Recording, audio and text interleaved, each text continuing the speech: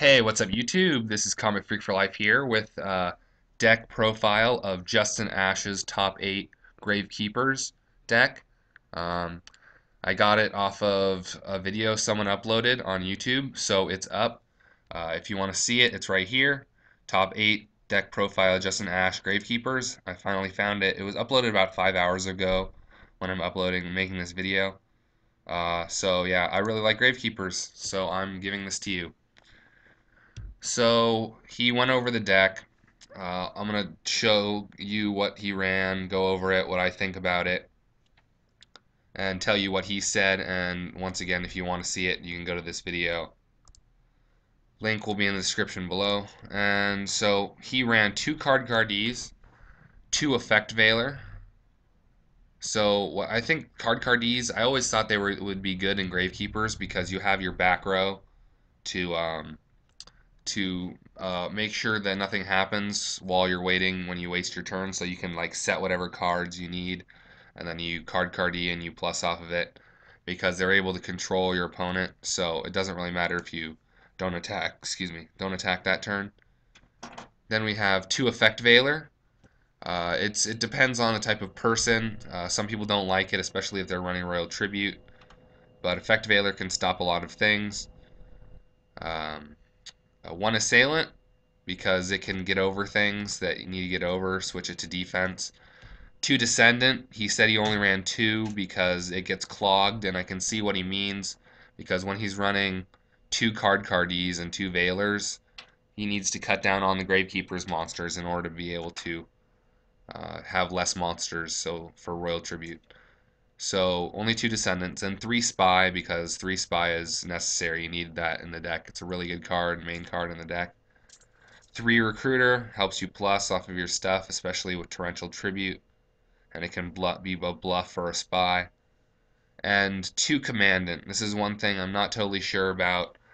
He's only running 2, probably once again because of the monster count. He needs to keep it down.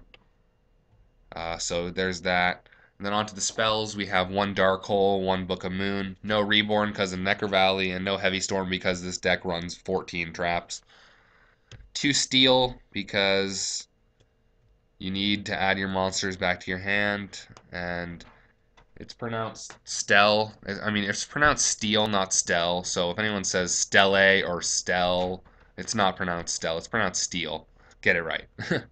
Look it up in the dictionary. Anyway, 2 Pot of Duality helps you get to your Royal Tribute first turn or anything else you need. 2 Royal Tribute. He talked about how if you had, people were wondering if you had like Cardee and Veiler in hand, what you'd do with the Royal Tribute. Usually he'd control and wait it out until he got rid of whatever Veiler or whatever and to activate Royal Tribute.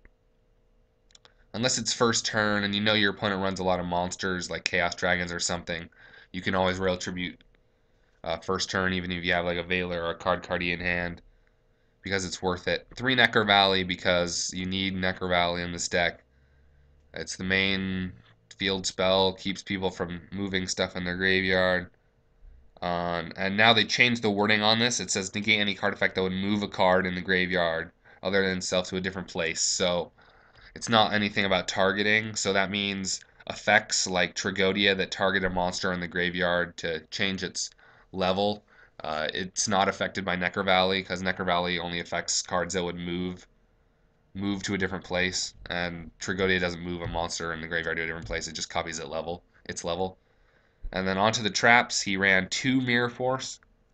Yeah, Mirror Force is at 2 now. Gravekeepers like that stuff, I guess.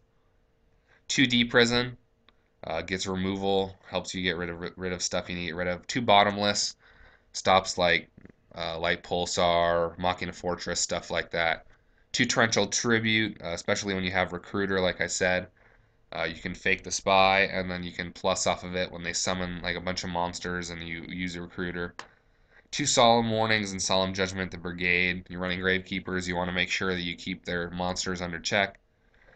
He runs 2 Starlight Road because with all this back row probably need 2. Then there's Mirror Force roaming out there, there's Dark Hole, there's Heavy Storm. I already said Heavy Storm. Yeah. And then 1 Compulse. Compulse is very good, especially when someone Valors either your spy or your descendant. You can compulse it, so it'll be back in the hand and it'll still get its effect off. Um, yeah, that's another good thing Compulse is for. His side deck, he ran 3 MSTs because they don't main deck it. It's mainly against stuff that's like Shadow Imprisoning Mirror, stuff that negates your monsters. 2 Cyber Dragon for those machine matchups or anything that needs a beat stick to get over things. Thunder King probably for Chaos Dragons or things that search. Dino Rabbit, stuff like that. 2 Noblemen of Crossout. I like this. I'm going to start siding this as well. Gets rid of the Geargi armor, also gets rid of the mirror match, and there's a lot of other set cards that people are setting now. 2 Gozen match because this deck pretty much runs all dark monsters. Because the commandants you don't usually summon, and the cardies are just summon and get rid of. 2 skill drain and 2 soul drain. This is his personal choice. I don't know why he ran these personally. I probably wouldn't run them. He said in his video he had trouble against Dark Worlds. I think this would help against Dark Worlds because it says monsters in the graveyard can't activate their effects, and the Dark World guys, when they go to the grave, they can't activate. I would probably rather run Macro Cosmos um, and take out the Valors because you don't run Valors against Dark Worlds, so you just swap the Valors for the Macro Cosmos. Skill drain, like once again, I honestly don't know why. Maybe take it out. If he did, he would probably take out a spy or something. I still have no idea. And for his extra deck main, he just ran a lot of one ofs just in case. But because he said he doesn't hardly ever go into his extra deck, save the Stardust Dragons for the Starlight Roads. And when I play the deck too, I don't usually go into the extra deck very much. But he ran 2 Stardust for the Starlight Road, 1 Chimera Tech for the Cyber Dragon sided, 1 Catastor in case he wanted to summon the Veiler, 1 Acid Golem just in case, Kaichi Koichi Dragon just in case, Tempo if you run into his Zen mains and you have the 2 Recruiters or something crazy like that. 1 Zen Meister can bring back the Spy, flip it up and down. 1 Maestroke it goes into defense and you can flip stuff face down, get over stuff. Zen mains is Zen mains. Utopia, once again, is Utopia. Shockmaster, he said just in case. Roach, Chaos Dragons, Photon Operative, Papal Operative against anything you need, and Gemini Pearl to get over stuff. So it's basically the extra deck is mainly just in case cards. If I was running this deck, honestly, I probably wouldn't run Valor because to me, I would rather run Fiendish Chain because it's a spell or trap card and it's less monsters you have to run. Then you would probably be able to run another Commandant and another card-cardie maybe. It all depends. And if you needed the Valors, you could always side them in. Let's see. The spells are good. I like the spells. The traps are good as well. I might run an extra Compulse. Let's see. If I took out the Valors, I could run an extra Compulse. Maybe not 2 Mirror Forces. It depends. It depends on preference. Compulse is very versatile. You can get rid of Exceeds and Synchros alike. Whereas Mirror Force, it's only if they attack. So it's all a matter of preference. I would probably run an extra Compulse instead of something else. Side deck looks alright. I might side in Fossil Dinas. Once again, I really don't understand the skill drain and the soul drain. If anyone has any idea why he ran those or anything better you could put in there, like I said, probably Macro for Dark Worlds because that's the worst matchup.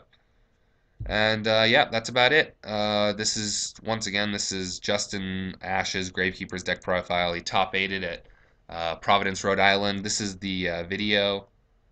If you want to go check it out, I'll put a link in the description below. And that's the deck. Thanks a lot, guys. Comment, rate, subscribe. Tell me what you think about the deck. And yeah, that's it. Glad I could get you this deck so soon. And this is Commentary for Life, keeping it real, signing out.